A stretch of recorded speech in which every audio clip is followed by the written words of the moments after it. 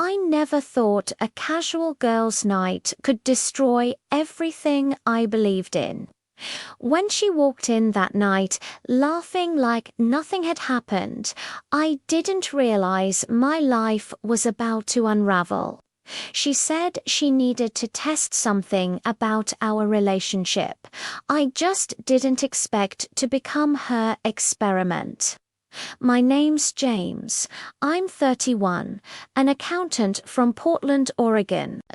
For 5 years, I was in a relationship with Lena, a smart, creative woman who worked as a teacher.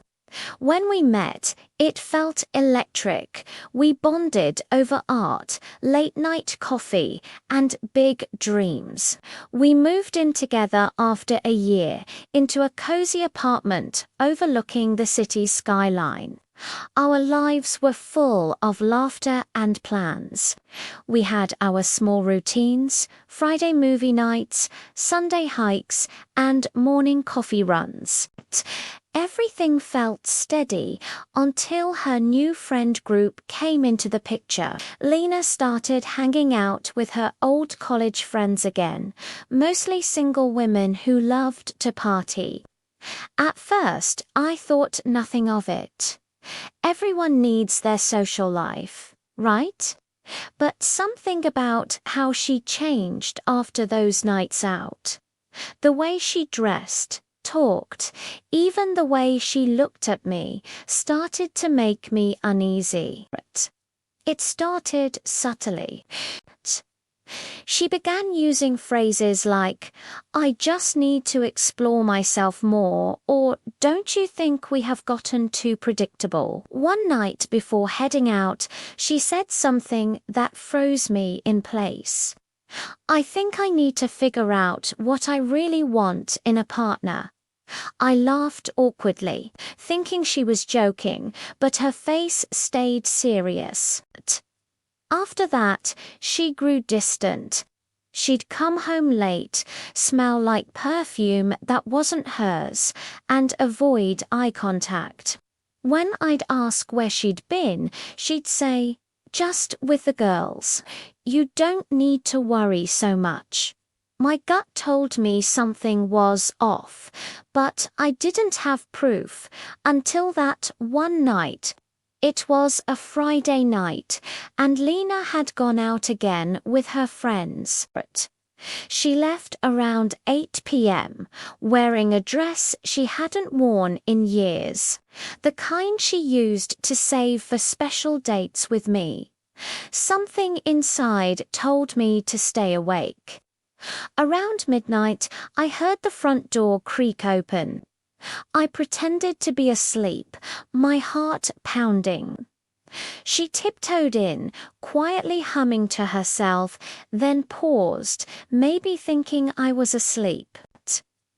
But when she sighed and whispered to herself, "Well, I guess I got the clarity I needed," I knew.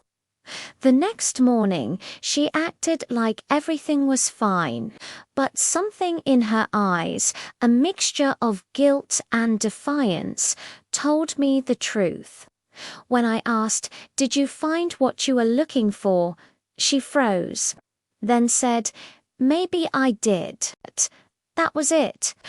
The emotional detachment. The coldness, it hit me harder than any confession could. I didn't yell, I didn't beg, I didn't even cry. Instead, I made a plan. Over the next week, I started detaching myself quietly. I found a new apartment across town, closer to work. I transferred our shared bills, cancelled joint subscriptions, and took my belongings piece by piece while she was out. Then, one morning, I left her a letter on the counter. It said, "You went looking for clarity. I hope you found it. Because I did too. I realize I deserve someone who doesn't need to test their love to know it's real." A week later, she showed up at my new place, tears in her eyes. She said she'd made a mistake, that she'd only been trying to see if she was missing out on something. But by then, I'd already moved on, mentally and emotionally. My peace was worth more than her confusion. It's been a year since that night. I rebuilt myself, focused on my art, my career, my health. Lena tried to reach out a few times, but I never responded. Sometimes love doesn't end with screaming matches or closure. Sometimes it ends with quiet acceptance that you outgrew someone who didn't value your consistency. When someone says they need to test your love, it means they've already failed the test themselves. For more real-life stories of heartbreak, revenge, and transformation,